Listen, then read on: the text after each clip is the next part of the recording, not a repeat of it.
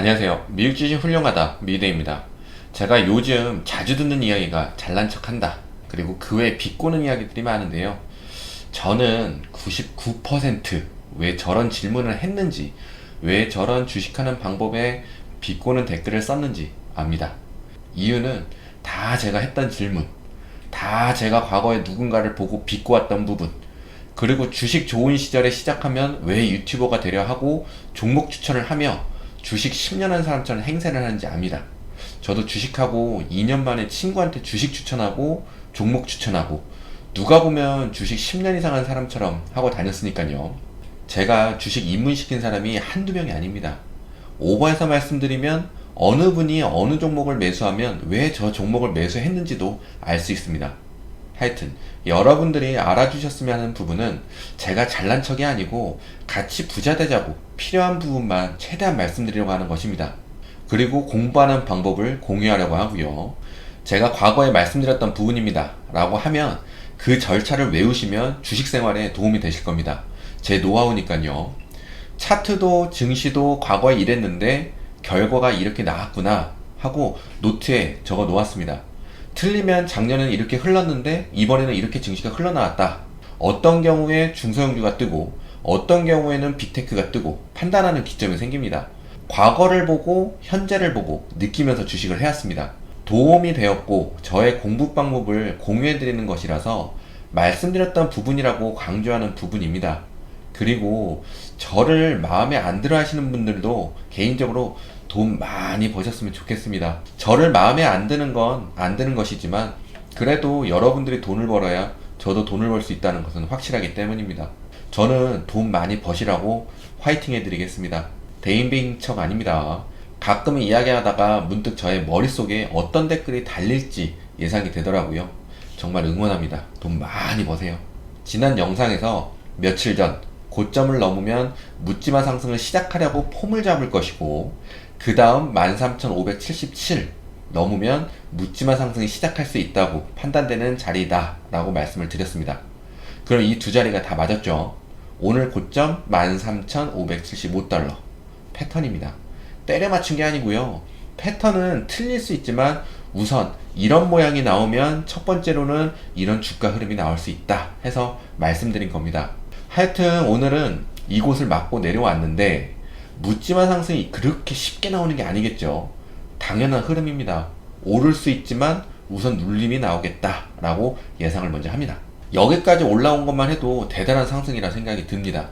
그리고 묻지마 상승은 어떻게 나오는 거냐면요, 제가 묻지마 상승이 시작될 수 있다고 한 자리에서 앞에 말씀드린 대로 매도세가 흘러나옵니다. 그럼 그 매도세를 강한 매수세가 들어와서 들어 올리고, 끌어올리는 게 아니고 들어 올리는, 확실히 표현을 해드리고 싶은데 하여튼 들어 올리는 모양새가 나와야 합니다. 그래서 묻지마 상승이 시작할 수 있다는 그 자리 위까지 올려놓고 그 다음부터 끌고 올라가기를 시작하면 그 매수세는 보통의 매수세가 아니므로, 그러니까 앞으로 추가 상승이 지속될 거라는 자신감 있는 큰 물량인데, 큰 매도세를 큰 매수세가 잡아먹었다고도 하고, 그렇게 하면서 많이 들어보셨을 겁니다. 거래량이 터졌다 라고 합니다. 거래량이 터졌다가 나와야 하는 구간은 중요한 벽, 저항선이라고도 하죠. 그때 터져주면 좋습니다. 지금까지 어떻게 이렇게 빨리 나스닥이 상승했지? 하고 의문을 갖는 사람들이 많을 것입니다. 명분이야 만들면 되는데 너무 빨랐거든요. 그래서 묻지마 상승도 쉽게 나오려나 했는데 다시 한번 쉬운 게 아니라는 것을 알려주었습니다.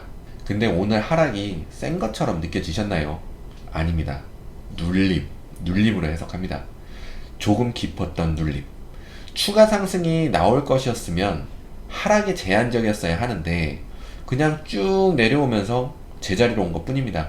그렇게 되면서 오늘 캔들은 변곡점 캔들, 매수세는 적었고 큰 매도세가 들어오면서 만들어지는 캔들인데, 이런 캔들이 나오면 보통 바로 전 저점을 내리는 하락이 나올 수 있다라고 해석을 하기 때문에, 조그만 하락이 나오면 그냥 받아들이시면 됩니다.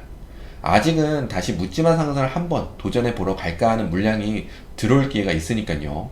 이 부분은 증시적인 측면으로 뒤에 설명드리도록 하겠습니다. 자, 그리고 제가 말씀드린 나스닥 부분, 오늘의 고점 13,575. 잘 기억해 놓으시고요. 어제는 7월 소비자 물가지수 나왔는데요.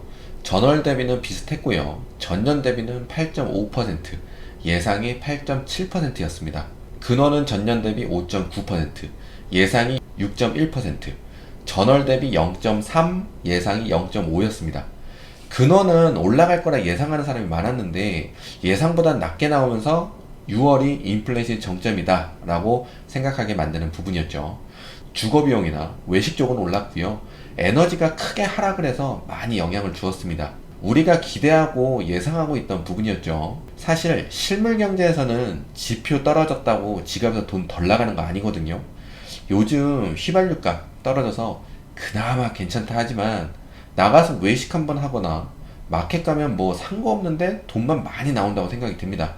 몇 달 전에도 많이 나온다고 느꼈는데 요즘은 제가 민감해서 그런지 더 나오는 느낌입니다. 오늘 생산자 물가지수 예상보다 낮게 나왔습니다. 전월 대비는 마이너스 0.5% 나왔습니다. 근원도 낮게 나왔고요. 또 역시 인플레이션이 피크를 쳤다라고 나올 수 있겠죠. 근데 유가가 올라서 조금의 경계심이 나오기도 했습니다. 물가지수가 낮게 나올 것을 기대했던 부분이 유가 하락이었는데 상승이 나오니 약간 걱정을 하게 된 것이죠. 에너지 기부에서 향후 수요가 늘어날 수 있다고 했습니다. 그러면서 유가 상승을 만들 수 있다는 부분인데 차트적인 면으로 말씀드리면 유가의 하락이 의심스럽다. 증시 상승을 만들려나 보다 했던 부분이 있었는데 증시는 우선 나름 상승할 때까지 다 했고 조금의 하락이 나와야 하는데 많이 하락한 유가의 상승으로 명분을 만들기 딱 좋은 시점입니다. 유가도 내리면서 왜 내리는지 정확히 모르는데 이젠 조금 상승해도 되겠니? 하고 빼끔 고개를 내밀었습니다. 유가도 내릴 대로 다 내려와서 저점 매수세가 가동이 될 수도 있는 상황이었고요. 지금 94달러입니다. 근데 아직은 걱정할 부분은 아닙니다. 증시판이 이렇습니다. 지표 조금 낮게 나오니까 인플레이션이 피크였다고 하면서 금리 인상 속도에 관심을 갖게 되고 속도가 늦춰질 수 있겠다라고 판단이 됐다고 하면서 증시 상승에 기여를 합니다. 제대로 봐야 하는 건 물가가 하락을 해서 긴축 속도를 늦추는 게 중요한 게 아니고 경제가 튼튼한 상황, 그러니까 수요가 살아있는 상황에서 물가 하락이 나오고 긴축 속도를 늦추게 하는 게 중요한데 경기 침체가 올 것 같아서 긴축 속도를 눈치 보면서 조절을 한다는 것은 좋은 부분은 아닙니다. 지금 물가 하락을 연준에서는 수요 감소로 만들려고 하는 부분이 있는데 자기들이 공급망 문제를 알아차리지 못하고 수요를 들려놓고선 이제 수요를 줄이고 있는 상황입니다. 기업들은 인플레이션이 일어나서 지출이 커졌는데 이제 와서 수요를 줄이면 물건값 떨어지고 기업 이익이 주는 거죠. 그리고 임금 상승도 일어나는데 어쩌자는 건지 돌아서 결국 연준의 무능력으로 마무리되네요. 하여튼 인플레이션이 잡혀야 하는 건 사실입니다. 하지만 급격한 수요의 하락은 우리가 생각하는 좋은 방향과는 다르게 갈 수도 있습니다. 저희 업종이 인플레이션 영향을 많이 받는다고 말씀을 드렸는데 지금 수요가 줄어드니 회사마다 물건값은 낮추고 있습니다. 물건을 들여왔을 때 가격은 오른 가격 그대로인데 물건값 하락하고 있고 임금 상승은 여전하고 회사에서 지출하는 품목들도 인플레이션이 일어나서 가격이 올랐고요. 그래서 기업의 이익이 줄어들고 있는데 연준이 수요를 줄이겠다고 하면 화가 날까요? 안 날까요? 7월 금리 인상폭도 7대3으로 0.75 인상 이야기 나오다가 6대4로 9월에 0.5%포인트 확률이 높다는 것으로 변화가 되었습니다. 북치고 장구치고 하는 거죠. 찰스 에반스는 지표가 긍정적이긴 하나 아직 수치는 높다. 연말까지 3.25에서 3.5, 내년에는 3.75에서 4.0까지는 올려야 한다고 했습니다. 지금 당장 지표 하나로 지난번처럼 설레발치면 안 되기 때문에 조심스러운 이야기들이 많이 나왔고요. 연준에서도 이제 한두 명씩 처음에 말이 나왔던 기준금리와는 다르게 4.0까지 이야기하는 사람들이 나오고 있습니다. 닐 카시카리 연은 총재는 내년도 초에 금리 인하 이야기는 현실적이지 않다. 내년까지 4.4까지 올려야 한다고 했습니다. 금리 인하는 말이 안 되는 부분입니다. 경기 침체가 왔거나 인정하게 되는 부분이 되니까요. 금리 인하를 이야기할 때는 아닙니다. 골디락스 조짐이 있다고 이야기가 나왔습니다. 골디락스는 경제 성장이 일어나면서 물가의 상승이 크지 않은 경제 상황입니다.